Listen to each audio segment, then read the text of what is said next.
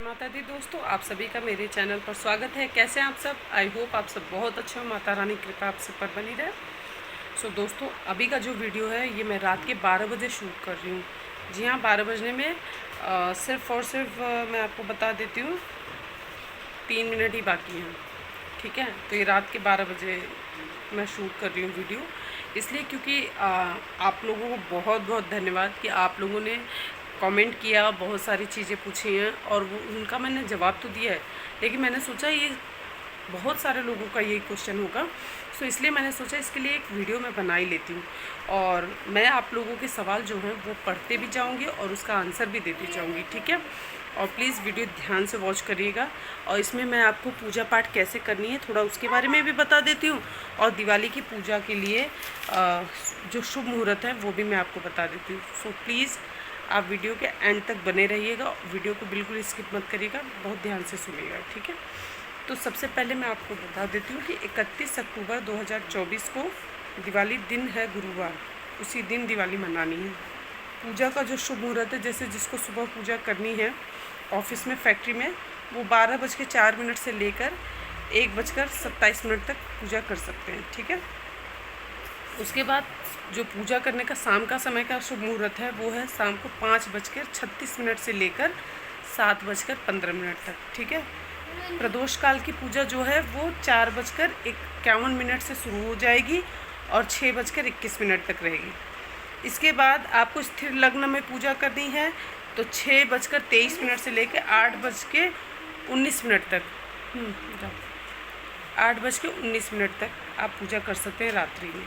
सिंह लग्न में पूजा जो होगी रात में वो होगी 12:56 से लेकर 3:10 तक। तो इस समय आप शुभ मुहूर्त है पूजा करने का, विधिवत माँ भगवती की पूजा कर सकते हो, माँ महालक्ष्मी की पूजा आप कर सकते हैं। अब मैं आपको फिर से एक बार बता देती हूँ, क्योंकि देखिए मैंने कई बार बताया कि स्थापना कैसे करनी है। तो बढ़िया से चौकी लगा लीजिए, उस पर कलश की स्थापना कर लीजिए। कलश में सबसे पहले आपको गंगा जल डालना है और उसमें सुपारी, सिक्का, दुर्वा डालकर, हल्दी कुमकुम डालकर, लौंग इलायची डालकर आप रख दीजिए। आपको पंचरत्न मिल जाए वो भी डाल दीजिए और उसके ऊपर एक आम की टेरी डाल दीजिए। और फिर उसके बाद उसमें आप एक कटोरी में, प्लेट में चावल भर के रखिए, उसके ऊपर नारियल पे एक चुनरी लपेट के, कलावा से लपेट कर स्वास्तिक कलश पे भी बना लीजिएगा। कलश के गले पर भी आपको कलावा बांध देना और नारियल के ऊपर भी कलावा बांध देना है। ठीक है, यहाँ कलश आपका तैयार हो गया। कलश के नीचे थोड़ा सा छत रख दीजिएगा, उसी पे आप कलश की स्थापना कर दीजिएगा। ये माँ भगवती के दाहिने तरफ आपको करना है। ठीक है, फिर उसके बाद आपको स्थापना कर लेनी है एक तरफ अखंड ज्योत की। ठीक है, आगे की तरफ आप अखंड ज्योत की स्थापना कर लीजिए। अगर आप घी का दिया जला रहे हैं, वैसे घी का एक तेल का दिया जलेगा। नारायण की, माँ महालक्ष्मी की, गणेश जी की और सरस्वती मैया की, राम दरबार की, इन सब की आप स्थापना कर सकते हैं विधिवत। ठीक है, तेल का दिया गणेश जी के सामने और घी का दिया माँ महालक्ष्मी के सामने। श्री यंत्र की स्थापना माँ लक्ष्मी के सामने आपको करनी है। ठीक है, सो इस तरीके से सभी की स्थापना कर लेंगे। और पूजन का विधि जो है मैंने बता रखा है कि पहले गौरी गणेश जी की आपको पूजा करनी है। तो सुपारी में गणेश जी और गाय के गोबर से गौरी बना लें और एक कटोरी में चावल रख के उन्हीं पे उन्हें विराजमान कर दें, पहले उनकी पूजा कर लें। हाँ, नवग्रह की भी स्थापना करनी है, षोडश मातृका की भी स्थापना करनी है। तो नवग्रह के लिए 9 ढेरी चावल का बना लीजिए और षोडश मातृका के लिए 16 जगह चावल की ढेरी बना लीजिए। सो इस तरीके से सबसे पहले गौरी गणेश जी की पूजा होगी, फिर कलश की पूजा होगी, फिर आपने जो भी भगवान जी को रखा है उनका स्नान पूजन आपको कराना है। जैसे कि आपको पूजा कराते सबको स्नान कराना है, सबके वस्त्र बदलना है। ये किसी का कमेंट भी था, इसलिए मैं बता दे रही हूँ। स्नान करा लेने के बाद सबको विराजमान कर दीजिए, नए नए कपड़े पहना दीजिए, उन्हें विराजमान कर दीजिए। सबको पहले आप सबसे पहले सबको वस्त्र उपवस्त्र चढ़ाएंगे, जनेऊ चढ़ाएंगे और रोली, तिलक, चंदन, इत्र सब चढ़ाएंगे। माँ भगवती को, माँ जो हैं उन्हें सिंदूर, और जितने भी देवता हैं उन सबको जनेऊ चढ़ाना है आपको। माला पुष्प अर्पण करेंगे, धूप दीप नैवेद्य, फिर आचमनी, फिर उसके बाद पुंगी फल यानी पान का बीड़ा, फिर उसके बाद आपको दक्षिणा देनी है। सो इस तरीके से पूजा विधिवत होगी। ठीक है। ये मैंने आपको पूजा की विधि बता दी। पहले गौरी गणेश जी की पूजा करिए, फिर उसके बाद आपको कलश की पूजा करनी है। फिर जो आपने जिनके लिए पूजा कर रहे हो उनके लिए संकल्प करिए। संकल्प करके आप अपनी पूजा शुरू करिए। लक्ष्मी जी की, नारायण जी की और गणेश जी की पूजा करिए। उसके बाद आपको नवग्रह, षोडश मातृका नवग्रह की भी पूजा करनी है। सारी पूजा कर लेने के बाद आपको सब जगह दिया प्रज्वलित करना। दिया हर कोने कोने में करना और लाइट बिल्कुल ना बंद करें, ठीक है। सो इस तरीके से आपको पूजा करनी है। तो चलिए आगे बढ़ते हैं। तो सबसे पहला जो कमेंट था वो ये है कि दीदी क्या दिवाली की रात श्रीयंत्र को नहला सकते हैं? जी हाँ, श्रीयंत्र को दिवाली की ही रात स्नान पूजन कराना है। श्री सुक्तम के 16 मंत्र को बोलते हुए अभिषेक करना है। महाअभिषेक होता है। इस दिन आपके पास लक्ष्मी जी की मूर्ति हो, गणेश जी की मूर्ति हो, आपके पास श्रीयंत्र हो, विष्णु भगवान की मूर्ति हो, सबका अभिषेक होगा। दक्षिणावर्ती शंख से श्रीयंत्र का, महालक्ष्मी का और नारायण का, लड्डू गोपाल जी का अभिषेक होता है। गणेश जी का नहीं होगा। और आप लड्डू गोपाल जी का और नारायण का अभिषेक कर रही हैं तो पुरुष सूक्त के 16 मंत्र लगा लीजिए मोबाइल में, उसी से आप उन्हें स्नान कराइए। और श्री सुक्तम के मंत्र को जपते हुए या चला लीजिए मोबाइल में। श्रीयंत्र जी की और माँ महालक्ष्मी जी की को स्नान कराना है। तो इसलिए श्रीयंत्र को पहले जल से, एक ही में नहीं, पंचामृत भी बना के रख लीजिए। पहले जल से दूध, दही, घी, शहद, चीनी सबको अलग अलग, गन्ने का रस मिल जाए अति उत्तम है। किसी ने पूछा है डेली पूजा में गणेश गौरी के पूजा जरूरी होती है? गणेश गौरी को कैसे बनाएं और पूजा कैसे करें, प्राण प्रतिष्ठा कैसे करें? गौरी गणेश जी के लिए मैंने अभी बता दिया आपको शुरू में ही कि आपको कैसे। हाँ, सभी पूजा पाठ में सबसे पहले गौरी गणेश जी की ही पूजा होती है। बिना गौरी गणेश की पूजन के कोई भी पूजा पूरी नहीं मानी जाती। तो सबसे पहले आपको गौरी गणेश जी की ही स्थापना करनी है। तो चौकी पर एक सुपारी में कलावा लपेट लीजिए। अगर गाय का गोबर नहीं मिल रहा तो आप एक सुपारी में और कलावा लपेट के एक कटोरी में चावल भर के उसमें गौरी और गणेश जी की स्थापना कर लीजिए। पहले गौरी जी को एक तरफ रखिए और गणेश जी को। तो जो आपके हाथ के बाएं तरफ होंगे वो गौरी मैया होंगी और जो दाहिनी तरफ होंगे वो गणेश जी होंगे।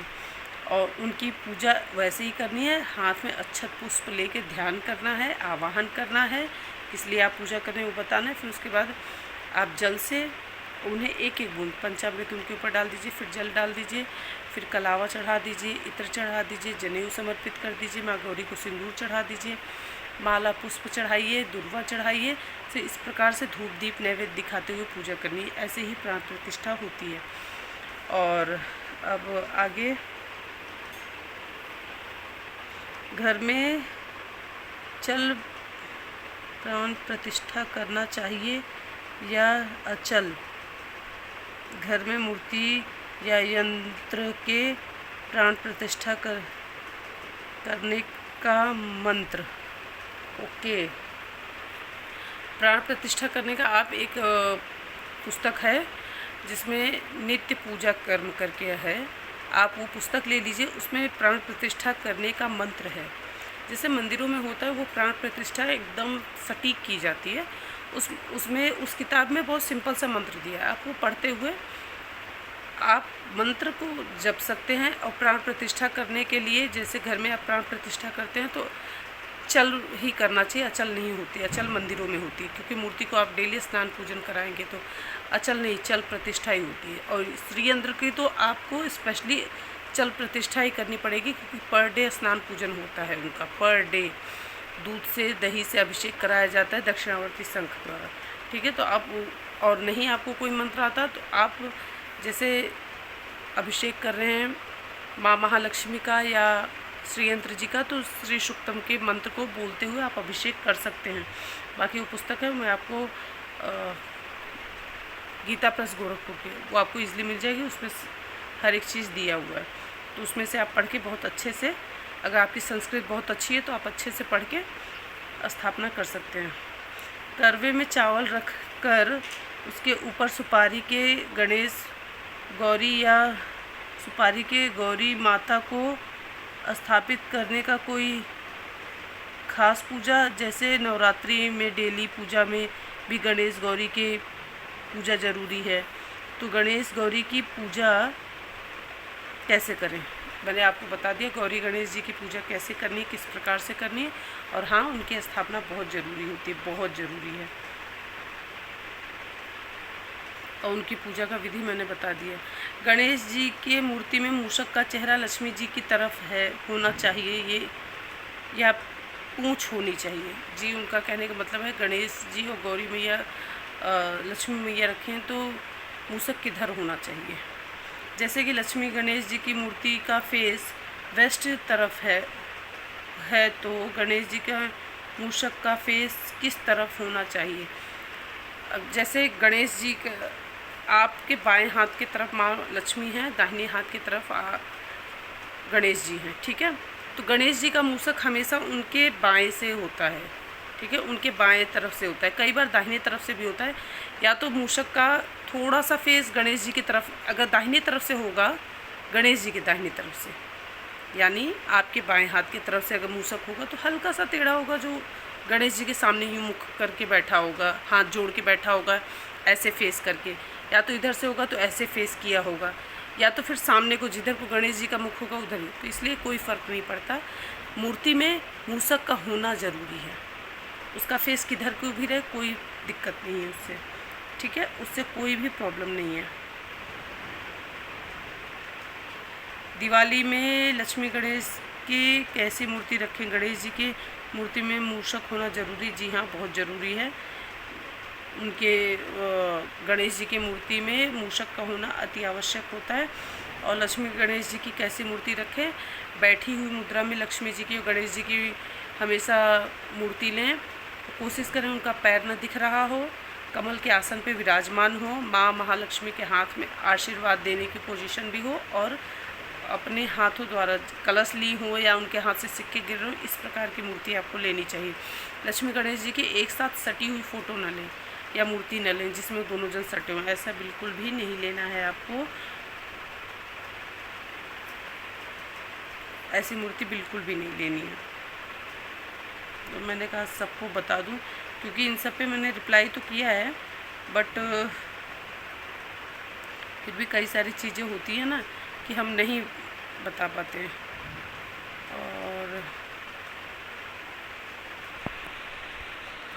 और किसी का सवाल था, पूजा के बाद आसन के नीचे जल गिराकर उस जल का तिलक लगाकर आसन से उठें। जी हाँ, कोई भी पूजा अनुष्ठान आप कर रहे हो तो उसमें पहले जल आचमन 3 बार करिए, 3 बार अपने आसन के पास गिराइए जल को। ओम शक्राय नमः, ओम शक्राय नमः, ओम शक्राय नमः बोलकर 3 बार आप उस जल को आप अपने माथे पर लगाइए। गणेश जी के बैक के तरफ नहीं देखना चाहिए, तो मूर्ति की सफाई कैसे करें जी।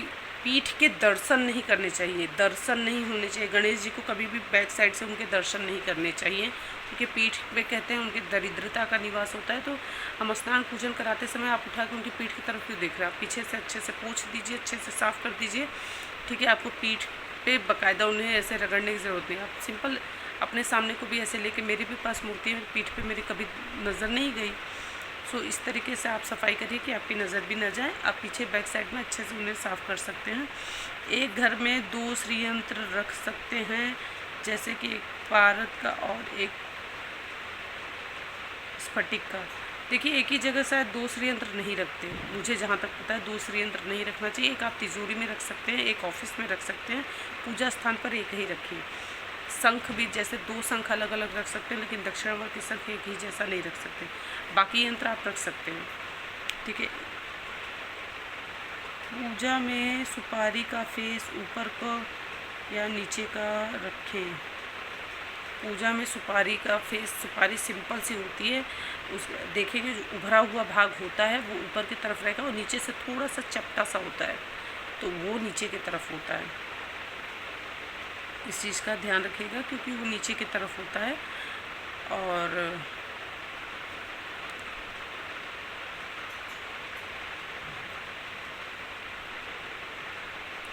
किसी ने कमेंट किया आवाज़ बहुत कम आती है, तो इसके लिए क्षमा चाहती हूँ। कि मैं माइक नहीं लेने पहुंच पा रही हूँ, क्योंकि एक्चुअली मुझे फ़ोन ही बदलना पड़ेगा, इसमें माइक चल नहीं पा रहा है, सपोर्ट नहीं कर रहा है इसमें, ठीक है। सो इसलिए मैं माइक नहीं ले पा रही हूँ, फ़ोन ही बदलना पड़ेगा मुझे। बाकी मैंने हर एक चीज़ बता दी है, और भी कमेंट है, ठीक है, वो बहुत पुराने हो गए। दिवाली से रिलेटेड यही सारे कमेंट थे मेरे पास, तो मैंने कहा ये आपके साथ शेयर कर देती हूँ, ठीक है। तो ये सारी चीज़ें थी। यदि आपका और भी कोई सवाल है तो प्लीज़ प्लीज़ प्लीज़ आप कमेंट करके ज़रूर पूछिएगा। मैं पूरी कोशिश करूँगी कि मैं आपको अगर वीडियो बना के नहीं बता पाई तो मैं तुरंत रिप्लाई कर दूँगी। थोड़ा सा विलम्ब हो सकता है, लेकिन कोशिश पूरी करूँगी। मैं बार बार कमेंट सेक्शन चेक करती रहती हूँ कि किसी का कोई अगर प्रश्न हो तो मैं तुरंत उसे आंसर कर दूँ। नहीं वीडियो बनाने पहुँचूँगी तो कम से कम आंसर कर दूँ, क्योंकि नवरात्रि और दिवाली पर मेरे पास भाग दौड़ बहुत होती है, ठीक है। पूजा पाठ का सारी तैयारी मैंने आज ही कर ली है। सो दोस्तों, ये दिवाली के पूजन विधि भी बता दी मैंने आपको, शुभ मुहूर्त भी बता दिए, और आपका जो भी प्रश्न था उसका उत्तर भी दे दिया है।